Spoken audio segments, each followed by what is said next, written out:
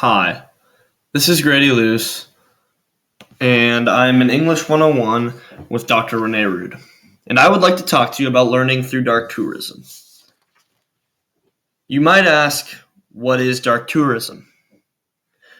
I want you to imagine yourself standing in the middle of a courtyard, but it is not an ordinary courtyard. It is a place where thousands of people have died and been tortured, or a place where toxic waste has been put in the ground so that humans cannot inhabit that area for the foreseeable future. This is what happened in the case of this picture of a Ferris wheel. This is in Chernobyl, which is a place that people cannot inhabit for the foreseeable future. Now, this might sound disturbing or disgusting to you, but to a dark tourist, it is something meaningful and impactful to how they see the world. It also doubles as the perfect vacation spot. Dark tourism is something that has emerged in recent times as an exhilarating experience for many people. Dark tourism is defined as an all-encompassing term that boils down to visiting places associated with death, tragedy, and the macabre.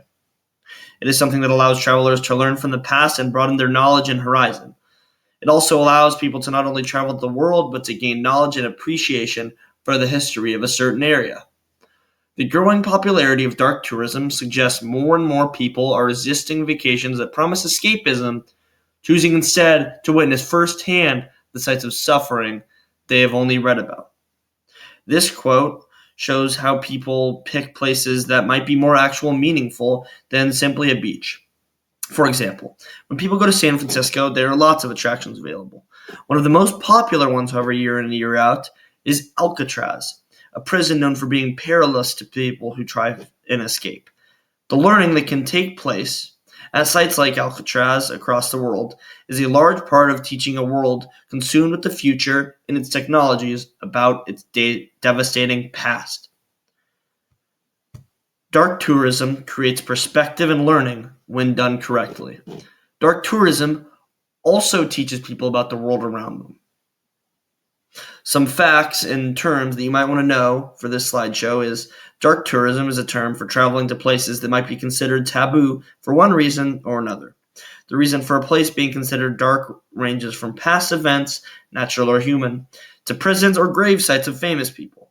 There are many different forms, but they all have death or bad things associated with them. Now, to teaching. Perspective is what most of life is based off of. It is a person's outlook on life. Their perspective is created by their lot in life, when they are born, or how old they are. A person's perspective changes in some ways and stays the same too throughout their lives. If people allow their perspective to change, which teaches them, it will allow them to have a different lot in the world and a different view on the world. Perspective is the root of most disagreements, and people learning more about themselves and the world would prevent a lot of the conflicts. Correctness, in terms of the idea of dark tourism, means respectfulness. If people do not respect the native of the areas and their culture or wishes, then nothing good will get done. If travelers are rude and negligent, then their perspectives will not be open to change, and they will not be taught anything about the world around them or themselves.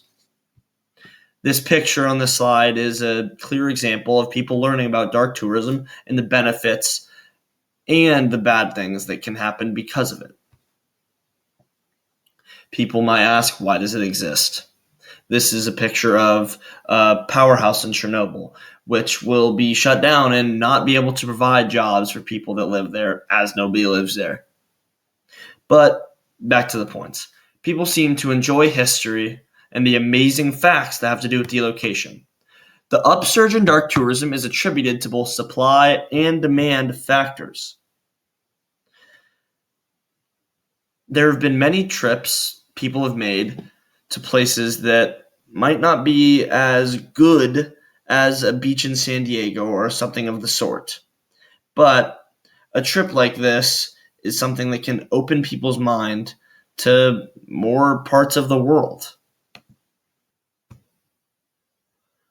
One type of tourism that is very famous within dark tourism is called battlefield tourism, which is people going to old battlefields to either reenact or imagine the battle that occurred there. For example, this picture is of D-Day, or the place where it occurred. It is a place where thousands of people died for their country and what they believed was right. It is an enriching learning experience for the visitors as they get to learn about either their country or another country and why they fight for what they fight for. Another type of dark tourism that is very popular is Holocaust tourism or death camp tourism. This is something that teaches people about the true severities of events in the past. Something you learn about in school, but until you see it for yourself, it does not really sink in. This trip leaves people questioning whether they will ever joke about something like that again. This opens their mind up to being wrong. Because other people were wrong, so why couldn't they be? This in turn shrinks their pride and helps them as a person. The solemn nature of the visitors is shown in this quote. Dark tourists in general ask meaningful questions, Mr. Staudinger said. They don't talk too loud, they don't laugh, they're not taking photos at a concentration camp. This lack of emotion, good or bad, in the dark tourists is exactly why they went on the trip. They went to learn about the past, even if it is devastating. This is an example of dark tourism functioning well and helping everybody involved. People learn about a bad thing in history, are respectful of it, and gain new perspectives about themselves and the world in return. Another type of tourism that is within dark tourism is called disaster tourism. An example of this that is very popular is the event of 9/11. It is something that is completely man-made, and the awe of it makes it fall under the category of disaster tourism. This is a picture of the World Trade Center before the horrific event occurred.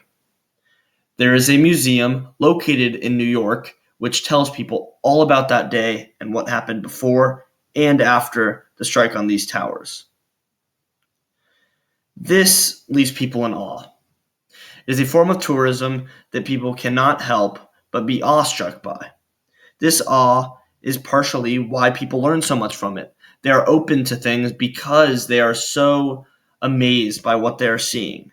It raises awareness of the grotesque nature of these attacks as well. This causes us to learn from history and to not repeat those mistakes. Now, some people might ask, what if people go too far? If the people visiting Auschwitz were not respectful of the fallen and took pictures and laughed and did not listen to any instructions they were given, they are not gaining anything. Or if they kick these gravestones, then they don't gain anything about the people's lives and their legacies. This is a fact. When people lack the self-control and awareness to do something seriously, then they make the event look like a joke as well as making themselves look like a clown. This is when dark tourism is bad for everyone involved. The tourists make themselves look stupid, and the natives get put to shame for stuff that happened or stuff that they weren't even involved in. Tourists can also hurt the economy of some places and disgrace families in other ways. Learning is not worth the damage to the current world that it might pose. The learning in dark tourism is not worth the ethical boundaries that it steps over. My rebuttal to this is that getting into these kinds of places is not easy. It's expensive and difficult. People that are not open to new experiences or open to changing their perspectives simply will not pay that much money. Another reason dark tourism is a good thing is because of the outreach it can have on people. When a celebrity dies, people who don't even know the person want to mourn their deaths. This quote reads, "The media, too, may well have an important role to play in the spread of knowledge about the sites that are sources of dark tourism. For it is often via the media in the first place that effective connections are forged with different celebrities whose sudden and unexpected deaths prompt the spontaneous outpouring of public mourning.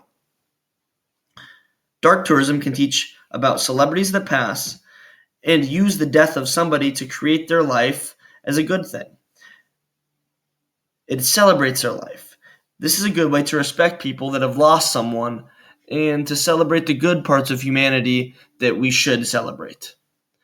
It can also help the economy of this area. For example, when people give money to places that they visit because of the goodness of their heart, they are helping an upkeep for the future people to see. Or if they pay the right tourist company, then they will give all the proceeds to this place that they are giving tours of. That is not every tourist company, but some are that good-hearted. Another reason is if we forget history, then we might repeat it. This is why history has been taken down for so long and why we need to remember it for the bad things and the good. In conclusion, dark tourism might be something that interests you. It might interest you for the history, the learning, or even the help in your own life. It can broaden the perspective on your life itself.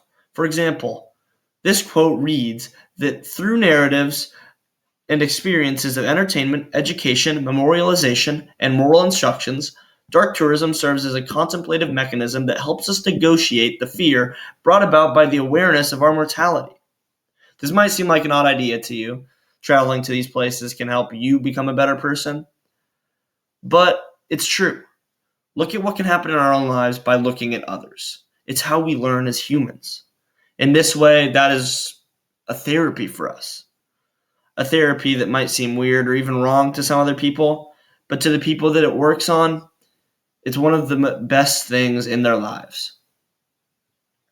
It can teach you something new in the world and have an effect on how you view historical events and yourself. Dark tourism is worth the learning that it causes because the people that make joke of it and make light of it are not nearly as common as the people helped by it. Any one of us can learn something about the world just by visiting one of these sites. So, I implore you, go to one of these sites. Try it for yourself. If you don't like it, who cares? But if you do like it, then you find something that not only will help you learn about other people, but even maybe learn about yourself. Thank you.